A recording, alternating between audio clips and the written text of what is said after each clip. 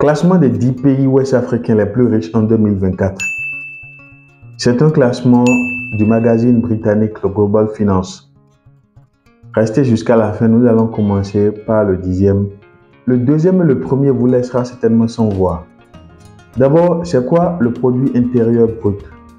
Le produit intérieur brut, PIB, est l'indicateur qui permet de quantifier l'activité économique des agents économiques résidant à l'intérieur d'un territoire pour une année donnée. C'est sur Google, je ne suis pas économiste.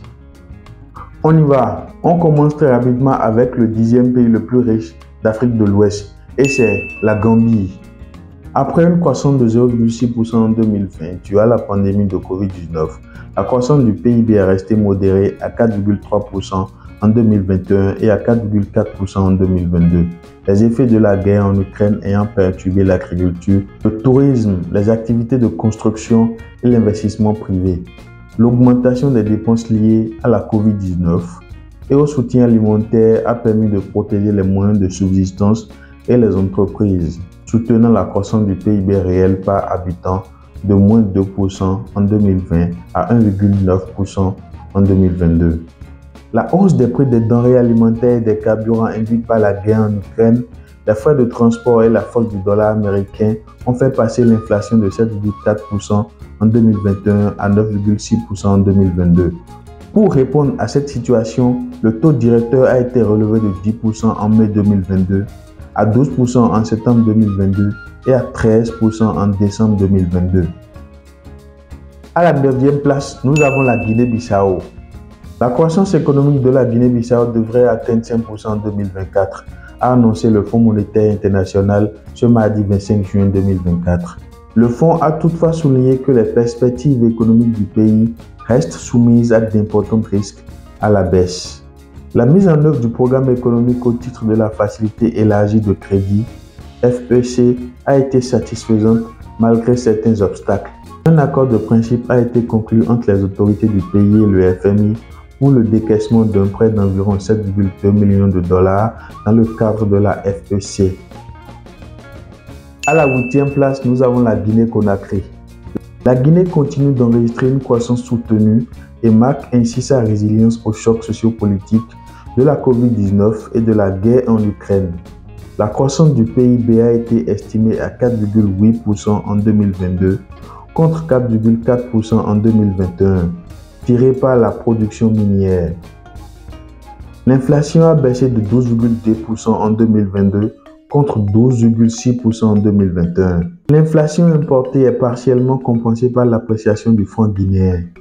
Les finances publiques se sont améliorées en 2022 avec un déficit budgétaire global en baisse, estimé à 1,3% du PIB contre 1,7% du PIB en 2021. Cette performance est due à un surcroît de revenus miniers mobilisés en 2022, mais elle est limitée par les subventions à l'électricité qui continuent de croître en raison des bas tarifs de l'énergie hydroélectrique.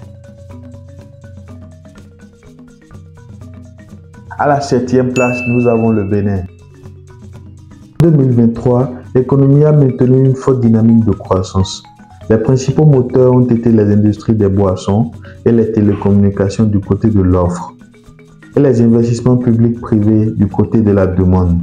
En 2023, l'inflation a doublé en raison de la hausse des prix du carburant de contrebande, tout en restant inférieur à la norme de convergence de l'Union économique et monétaire ouest-africaine de 3%.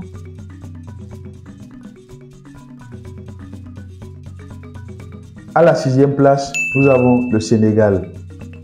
Les incertitudes internationales et régionales croissantes nécessitent des actions proactives pour préserver les progrès socio-économiques réalisés au Sénégal au cours de la dernière décennie. L'instabilité politique a considérablement ralenti la croissance au cours du second semestre 2023, tandis que le resserrement des marchés financiers internationaux et régionaux a aggravé les déséquilibres budgétaires et extérieurs. L'augmentation des recettes fiscales joue un rôle prépondérant dans l'élargissement de la marge de manœuvre budgétaire nécessaire pour atteindre les objectifs de développement et améliorer les conditions de vie des Sénégalais. Ce rapport sur la situation économique au Sénégal se concentre sur la pauvreté et l'équité dans un contexte de crise multiple. Les stratégies permettant d'augmenter la collecte des recettes fiscales via l'impôt sur le revenu des personnes. Et à la 5e place, nous avons le Nigeria. Le Fonds monétaire international a révélé lundi 4 mars que la croissance économique du Nigeria devrait se situer à 3,2% en 2024. Une perspective plus modeste comparativement au taux de 3,76% projeté par le gouvernement nigérien. Pour le fonds, cette projection sera soutenue par l'amélioration de la production pétrolière et une meilleure prévision de récolte pour le second semestre. Le secteur pétrolier nigérien, bien que confronté à des obstacles tels que les vols de brut et les actes de vandalisme, a enregistré une croissance significative de 12,1% en 2023. Pour certains analystes, le rebond de la croissance économique qu'affiche le pays ces derniers mois montre que la stratégie économique initiée par le président Tinubu commence à produire les fruits escomptés. À la 4e place, nous avons le Ghana. La croissance enregistrée durant les 3 premiers mois de l'année en cours a été tirée par la forte progression du secteur de l'industrie. Celui-ci a connu sa meilleure performance en 19 trimestres.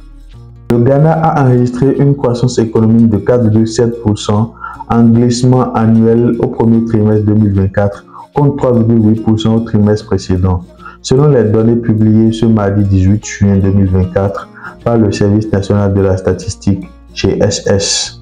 Le pays d'Afrique de l'Ouest a ainsi enregistré son plus haut niveau de croissance économique sur une base trimestrielle depuis le 4e trimestre 2021, a-t-on indiqué de même source. Le rebond de la croissance enregistré entre le 1er janvier et le 31 mars de l'année en cours s'explique essentiellement par l'accélération de la croissance du secteur de l'industrie qui a connu sa meilleure performance en 19 trimestres, avec une progression de 6,8% contre 1,6% au dernier trimestre 2023. La croissance des secteurs de l'agriculture et des services a cependant ralenti respectivement à 1,4% et 3,3% contre 4,5% et 5,1% au 4e trimestre de l'année écoulée.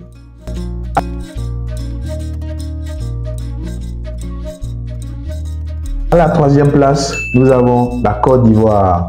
Premier producteur mondial de cacao et de noix de cajou, la Côte d'Ivoire enregistre l'un des taux de croissance économique les plus rapides et soutenus en Afrique subsaharienne depuis plus de 10 ans.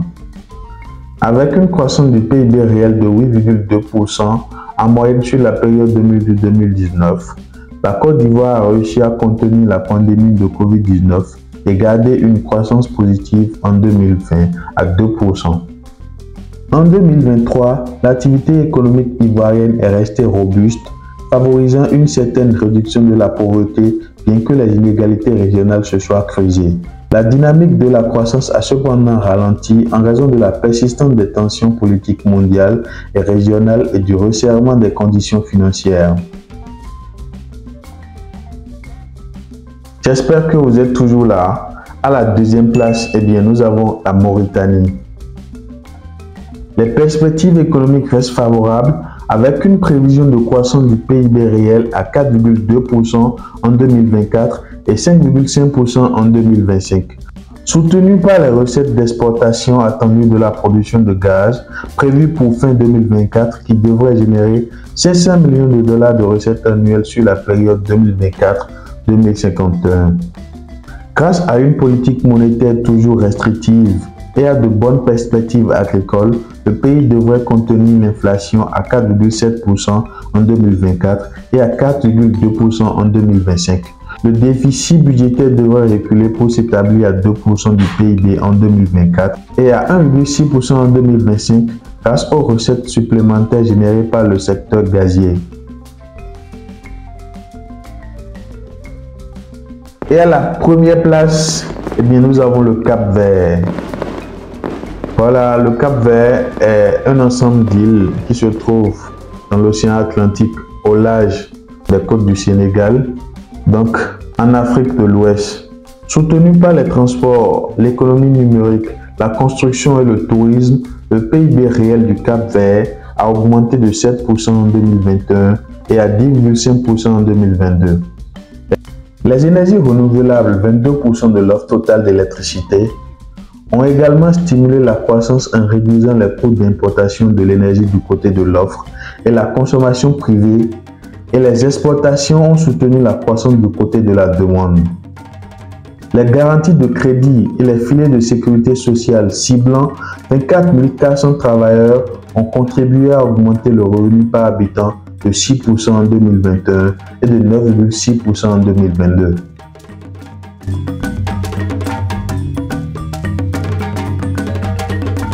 Si vous êtes resté jusqu'à la fin, je vous dis merci. Si le contenu vous a plu, aimez, partagez, abonnez-vous si ce n'est pas encore fait. Si vous avez des suggestions, mettez ça dans les commentaires. Soyez cordial s'il vous plaît. Je ne suis pas un journaliste, je fais des vidéos comme je le peux. Si je tombe sur des informations, je transforme en vidéo sur ma chaîne. C'est tout. À plus. Ciao, ciao.